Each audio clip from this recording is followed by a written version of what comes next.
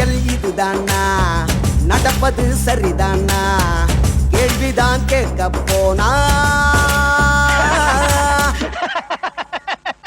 அரசியல்ல இதெல்லாம் சாதாரணமாப்பா. ஒட்டுமொத்த தமிழ்நாட்டிலும் கொட்டி தீர்த்த மழை. தலைநகர் டெல்லியில் அரசியல் புயல். ஒரே நாடு ஒரே தேர்தல், எதிரும் புதிரும் கருத்து. மதுரை போராட்டத்தில் சீமான், நாடாளுமன்றத்தில் பிரியங்கா. இப்படி பல்வேறு சுவாரஸ்யமான விஷயங்களை இன்னைக்கு நிகழ்ச்சியில பார்க்கலாம் வாங்க.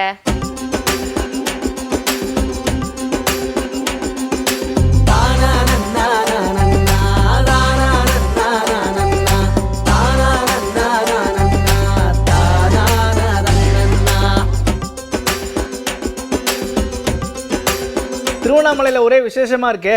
ஆமா, மகாதீபம் ஏற்றும் நிகழ்வு அந்த 9 நாள்லாம் இன்னைக்கு கூட முடிஞ்சாச்சு. அதுல ஒரு காவலர் அப்படியே ஸ்பாட்லைட்ல கவனம் பெற்றிருக்கிறாரு. காவலர் ஸ்பாட்லைட்ல புரியலையே, புரியுற மாதிரி சொல்லுங்களேன். திருவண்ணாமலை கூட்டம்லாம் வரும் இல்லைங்களா, அதை வந்து கட்டுப்படுத்துறதுக்காக அங்க காவலர் வந்து பணியில இருந்திருக்காரு ஒருத்தர். அவரு அப்படியே அவேர்னஸ் கொடுக்கணும், சரி நம்ம எப்படி பாதுகாப்பு பணி எல்லாம் செஞ்சுட்டு இருக்கோம், சைட்ல மக்கள் கூட்டம் எல்லாம் வருது, அவங்களுக்கும் ஒரு அவேர்னஸ் கொடுப்போம் அப்படிங்கறதுக்காக பாட்டெல்லாம் பாடி இருக்கிறாரு. இந்த திருவண்ணாமலையில மக்கள் கூட்டம் அதிகமா இருக்கு சார். அதனால ஜாக்கிரத ஜாக்கிரத தாய்க்குலமே ஜாக்கிரத ஜாக்கிரத ஜாக்கிரத தங்க செயின் ஜாக்கிரத, ஒரு பவன் தங்க நகம் பலாயிரம் விக்கிதுங்க, அவரவர் கழுத்து செயின ஊக்கு போட்டு பாத்துக்கங்க, கவனங்க கவனங்க, பர்ஸ் இருக்கா கவனிங்க, கவனங்க கவனங்க, செயின் இருக்கா பாருங்க. இதுதான் சார் மக்களுக்கான முக்கியமான பாடல்கள் சார். அதோட மட்டும் இல்லாமல் குழந்தைகளை பத்திரமாக பார்த்துக் கொள்ள வேண்டும், முதியவர்களை பத்திரமாக பார்த்துக் கொள்ள வேண்டும். குழந்தைகள் ஆட்டோமேட்டிக்கா எங்க அங்க அலைஞ்சிருவாங்க, விட்டுட்டு அலையக்கூடாது சார். நம்ம அது மாதிரி முதியவர்கள் வந்து முடியாம இருக்கும், அவங்களை அனுசரித்து வீட்டுக்கு நம்ம அழைச்சிட்டு போகணும் சார். இதுதான் சார் ஒரு பாதுகாப்பான விஷயம். ஒரே நாடு ஒரே தேர்தல் மத்திய அமைச்சரவை கொடுத்திருக்காங்க, ஒப்புதல் அளிச்சிருந்தாங்க. இது அடுத்த நாடாளுமன்றத்துக்கு வரணும், அது ப்ராசஸ் எல்லாம் போயிட்டு இருக்கு. பல கருத்துக்கள் வந்துட்டு இருக்கு. ஆமா, வரணும் இல்லங்க. ஒரு விஷயத்த சொல்றாங்க அப்படின்னா அதுக்கான எதிர்கருத்துகள் வந்துட்டு இருக்குது. முதல்வர் ஸ்டாலின் அவர்கள் என்ன சொல்றாரு அப்படின்னா, நேற்று தெளிவா அறிக்கை கொடுத்துருக்காங்க. ஒருவேளை இந்த மசோதா பாராளுமன்றத்தில் நிறைவேறும், ஒன்று சேர்ந்து அதை கடுமையாக எதிர்ப்போம். எங்களால் முடிந்த வரைக்கும் ஒன்று சேர்ந்து எல்லோரும் ஒன்று சேர்ந்து அதை கடுமையாக எதிர்ப்போம். இவ்வளவு விஷயம் முதல்வர் எங்க இருந்து பேசினாரு? கட்டுப்பாட்டு அறையில இருந்து தான் பேசினாரு. ஸ்கிரீன்ல உட்கார்ந்து பாக்குறாரு இந்த மழைக்கு இந்த பணிகள்லாம் எப்படி போயிட்டு இருக்கு, அங்கங்கே பாதிப்புலாம் இருக்குல்ல, தண்ணி எல்லாம் எங்க தேங்கி இருக்குது, சரியா நடந்துட்டு இருக்குதா, அதெல்லாம் நாங்க வந்து சரிப்படுத்துறதுக்கான ஒர்க் பண்ணிட்டு இருக்கோம் அப்படின்னு சொல்லி இருக்காரு. மாவட்ட ஆட்சித்தலைவர்களோடு ஆய்வுக் கூட்டங்களை தொடர்ந்து நடத்தி அதை மேற்பார்வையிடுவதற்காக இங்கிருந்து மூத்த அதிகாரிகள் ஐஏஎஸ் அதிகாரிகளும் அனுப்பி வைக்கப்பட்டு அந்த பணிகள் எல்லாம் நடந்து கொண்டிருக்கிறது. ஒன்றும் பெரிய அளவுக்கு பாதிப்பு வந்ததாக இதுவரை செய்தி இல்லை. எது வந்தாலும் அதை சமாளிப்பதற்குரிய நடவடிக்கை எடுக்க இந்த அரசு தயாராக இருக்கிறது. ஒரே நாடு ஒரே தேர்தலுக்கு பாஜகவிலிருந்து ஏதோ குரல் வந்ததாமே. வந்திருக்கே, முதலமைச்சர் ஸ்டாலின் அவர்கள் சொன்னதுக்கு பாஜகவிலிருந்து ஹெச் ராஜா அவர்கள், இங்க பாருங்க என்ன நீங்க இப்ப எல்லாம் இப்படி பேசிட்டு இருக்கீங்க, அதெல்லாம் அப்பவே உங்க அப்பா வந்து இதுக்கெல்லாம் ஓகே சொல்லிட்டாரு. யாருங்க? முதல்வர் ஸ்டாலின் அவர்களுடைய அப்பா கலைஞர் அவர்கள். ஆமா, முன்னாள் முதலமைச்சர் கருணாநிதி அவர்கள் வந்து அவங்க அப்பா என்ன சொல்லியிருக்காரு, நெஞ்சுக்கு நீதியிலேயே அவர் சொல்றார், ஒரே நாடு ஒரே தேர்தல் ஆதரிச்சு பேசியிருக்கார். அதனால அப்பா சொன்னதை கேட்காத பிள்ளைங்கன்னா அது என்ன புள்ள, அணிப்புள்ள தென்னம்புள்ள மாதிரி. அதனால அதை நம்ம ஏத்துக்க முடியாது. உங்க அப்பாவே அன்னைக்கு அதை ஏத்துக்கிட்டு இருக்காரு அப்படிங்கறத அவருக்கு ஞாபகப்படுத்த விரும்புறேன். அது மட்டும் இல்ல, எத்ராஜ் அவர்கள் இன்னொன்னு சொல்லியிருக்காருல்ல, அதான் இப்போ வெள்ளம்லாம் வந்திருக்கு, மழை பெஞ்சு, அதுக்கெல்லாம் எந்த ஒர்க்கும் நீங்க பண்ணலையே, தமிழ்நாடு அரசு என்ன பண்ணிட்டு இருக்கீங்க அப்படின்னு ஒரு கொஸ்டின். அப்புறம் அண்ணன் வந்து ஒரு சில வார்னிங்கும் கொடுத்துருக்காராம் தமிழ்நாடு அரசுக்கு. என்ன வார்னிங்? நான் ஏற்கனவே 1 month பேக் நான் அரசாங்கத்தை எச்சரித்திருந்தேன், நீங்க எப்பவுமே உங்களுடைய எண்ண ஓட்டமே சென்னை சென்ட்ரிக்கா இருக்கு, அது தப்பு. ஏன்னா 1.5 மாதத்துக்கு முன்னாடியே கோயம்புத்தூர், மதுரை, திருநெல்வேலி இங்கெல்லாம் வெள்ள பாதிப்பு ஏற்பட்டது. அதனால கொஞ்சம் உங்கள் சிந்தனையை சென்னைக்கு வெளியிலையும் கொண்டு வாங்கன்னு. இன்னைக்கு நீங்கள் பார்த்தீங்கன்னா விழுப்புரம், திண்டிவனத்திலிருந்து வெள்ளூர், கிருஷ்ணகிரி வரைக்கும் இந்த பகுதி முழுவதும் அங்கே டெல்டா மாவட்டங்கள் மிகப்பெரிய சேதத்துக்கு ஆளாகி இருக்கு.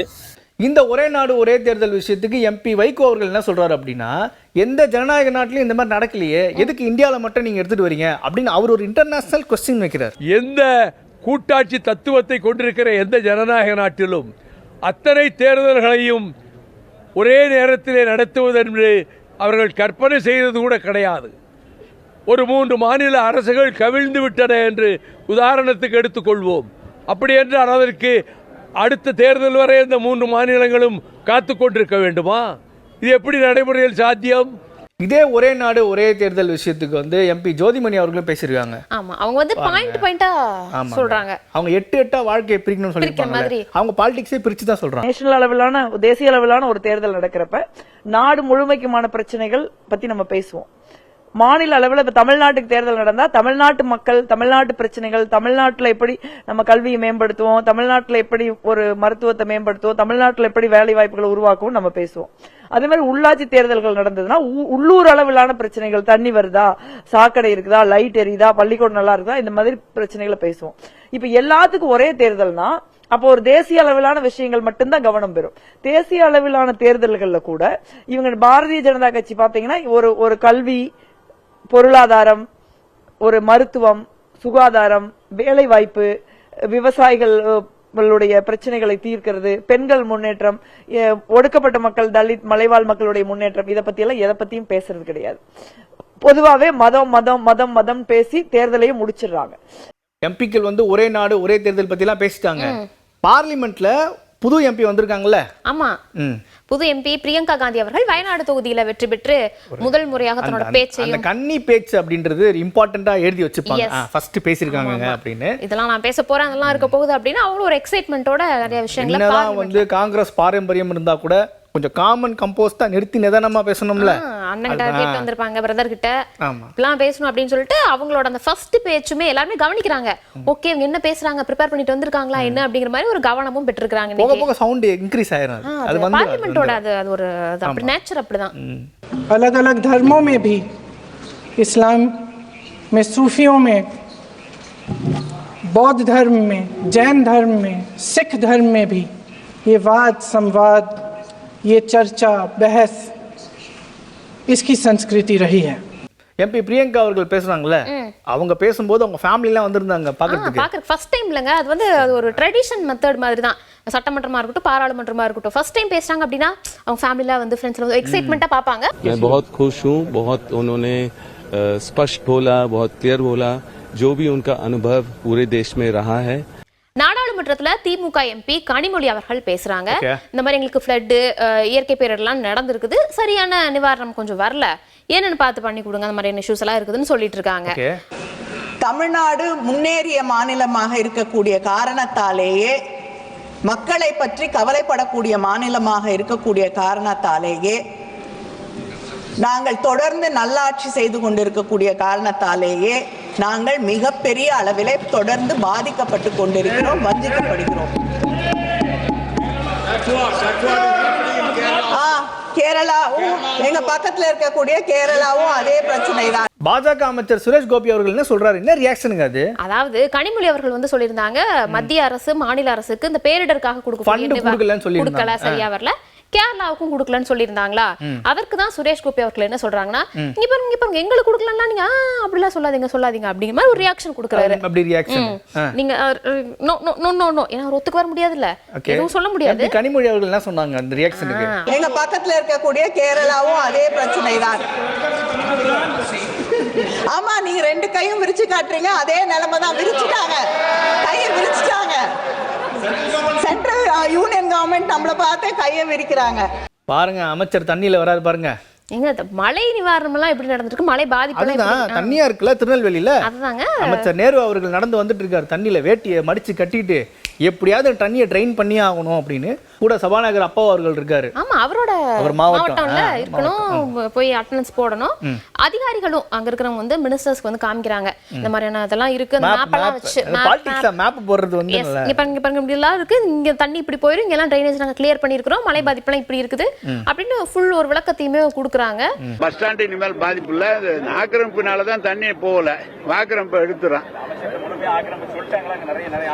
இல்ல, எடுக்க சொல்லிட்டான், ஆக்கிரமிப்பெல்லாம் எடுக்க சொல்லிட்டேன். என்ன பண்ண சொல்றீங்க? எடுத்தா இந்த நேரம் இப்படி இந்த மாதிரி நேரத்தில் எடுத்தாதான் எடுக்க முடியும், எடுக்க சொல்லியிருக்கான். போன வருஷமும் இந்த மாதிரி எல்லாம் பிரச்சனையாச்சு, மழை வந்து வருஷம் நாங்க இந்த மாதிரி பிரச்சனையாக விட்டுட்டு இருப்போம். போன வருஷத்துல இருந்து நாங்க லெசன் லேர்ன் பண்ணிட்டு அடுத்த வருஷம் இந்த தப்பு நடக்காத மாதிரி நல்லா. சென்னையில 2 வருஷமா வந்தது தூர்வாரி எல்லாம் முடிச்சுட்டோம். இப்ப இந்த வருஷம் தான் பார்த்து 2வது வருஷம் நமக்கு இது வந்து அனுபவம் வந்திருக்கு. அதனால இந்த வருஷம் எல்லாத்தையுமே தூர்வாரத்துக்குள்ள ஏற்பாடு பண்ணிடுவோம் கம்ப்ளீட்டா. இன்னைக்கு முன்னையில இருந்து அப்படியே தொடர்ந்து அப்படியே எடுக்கிறோம். இப்ப வந்திருக்கோம்ல, அப்படியே எடுக்க சொல்லிட்டான் எல்லா தண்ணியும் வடிகிற வரைக்கும். அடுத்து சார் நீங்க புயல் ஏங்க எது வந்தாலும் அதை சந்திக்கிறதுக்கு நாங்க இருக்கிறோம். நீங்க என்ன செய்யணும்னு சொல்றீங்களோ நீங்க பத்திரிகையாளங்க சொல்றதை நாங்க செய்ய போறோம். அமைச்சர் கே நேர் அவர்கள் திருச்சியில போய் அங்கேயும் மழையெல்லாம் ஹாப்பனிங் ஆயிட்டு இருக்கிறதுனால ஆய்வு, சொந்த தொகுதி சொந்த மாவட்டம் அப்படிங்கறதுனால அங்க போய் ஆய்வு எல்லாம் செய்யறாரு. அங்க வந்து ஒரு படி மலையில இறங்கி எங்கெல்லாம் தேங்கி இருக்குது அப்படின்னு பாக்குறாரு. கூட அதிகாரிகளுமே இருக்காங்க, மக்களும் வந்து இந்த மாதிரியான இஷ்யூஸ் எல்லாம் இருக்கு அப்படின்னு அவங்களும் அப்படியே சொல்லிட்டுலாம் இருக்காங்க. தொடர்ந்து அங்கேயும் இங்கேயும் வந்து ஒரு களத்திலே இருக்கிறாரு. ஆமாங்க, மழையெல்லாம் வந்துட்டு இருக்குல்ல, அதனால களத்தில் அமைச்சர். அரியலூர்லயும் மழை பாதிப்பு, ரோட்டுக்கு கீழே தண்ணி போயிடுச்சுங்க. ரோட்டுக்கு மேல தானே போவோம், கீழே வந்து இதெல்லாம் உடஞ்சு இல்லங்க, அடியில தான் டிரைனேஜ்ல போயிடுச்சு. இல்லங்க, ஆறு இப்படி போகுதுங்களங்க, உடஞ்சி தண்ணி எல்லாம் அப்படியே வந்திருக்கு, ரோடு எல்லாம் சேதமாயிருக்கு. அமைச்சர் சிவசங்கர் அவர்கள் என்னதான் போக்குவரத்தா இருந்தா கூட கொஞ்சம் போக்குவரத்து அந்த பக்கம் இருந்தா தானே கொஞ்சம் நல்லா இருக்கும். போக்குவரத்து சரி செஞ்சுட்டு இருக்காங்க. இயந்திரம்லாம் கொண்டு ரோட வந்து பேத்து இப்படி எடுக்கிறாங்க, எடுத்து ஒரு மாதிரி சீர் பண்றாங்க. ஊர்ல இருக்க மக்கள் என்ன பண்றாங்க, மினிஸ்டர் கிட்ட காட்டுறாங்க. பாருங்க சார் வீடியோவே எடுத்திருக்கேன் சார், பாருங்க எங்க இருக்கு அப்படின்னு. அட்வான்ஸா மக்கள் அட்வான்ஸா போயிட்டு இருக்கோம் சார், ஏதாச்சும் பண்ணுங்க அப்படின்னு வந்து அமைச்சர் கிட்ட காட்டுறாங்க. சென்னையில செம்பரம்பாக்கத்துல மழைநீர் சொன்னீங்க, செம்பரம்பாக்கம் அது பயங்கரமான ஒரு இது ஆச்சு. அப்படி பதறாதீங்க, அப்படி பயங்கரமா ஆயிடக்கூடாதுங்கிறதுக்காக திமுக அமைச்சர் தாமு அன்பரசன் அவர்களும் காங்கிரஸ் கமிட்டி தலைவர் செல்வப்பிரந்தை அவர்களும் விசிட் பண்றாங்க. அங்க எப்படி இருக்கு, தண்ணி வரத்தெல்லாம் எப்படி சரியா இருக்குதா, அதிகமா ஆயிடுச்சுன்னா என்னென்ன பண்ணணும், அங்க இருக்கக்கூடிய மக்கள் எல்லாம் எப்படி இருக்காங்க அப்படின்னா அதிகாரிகள் கூட போய் தண்ணி போயிட்டு இருக்குங்க. ரெண்டு பெருமக்களும் இப்படி பாக்குறாங்க, பார்த்தோன்னே தெரிஞ்சிருமாங்க என்ன நிலைமையா இருக்குன்னு. அது டெஸ்ட் டெக்னிக்கல் தானங்க, டெக்னிக்கல் தான். ஓரளவு பார்த்தா தண்ணி அதிகமா வருதா, நீர்வரத்தெல்லாம் எப்படி இருக்குன்னு ஒரு தெரியும்ல, ஃபோர்ஸ் இன்டு வெலாசிட்டி இன்டு ஈக்குவேஷன்லாம் போட்டு எப்படி கொஞ்சம் சேஃபா இருக்கணும், அங்க இருக்கக்கூடிய மக்களை எப்படி சேஃப் பண்றது அப்படிங்கிற ஒரு டிஸ்கஷன் எல்லாம் அங்கேயும் முடிச்சுட்டு ஓகே செம்பரம்பாக்கம் ஏரியா நம்ம பாத்துக்கலாம், எந்த பிரச்சனையும் வராது அப்படின்னு ஒரு உறுதியை அளிச்சுட்டு வந்திருக்காங்க. செம்பரம்பாக்கம் ஏரி, பூண்டி ஏரி மற்றும் சென்னையை சுத்தி இருக்கக்கூடிய நிறைய பகுதிகளுக்கு துணை முதலமைச்சர் உதயநிதி ஸ்டாலின் அவர்களும் பார்வையிட்டிருக்காரு.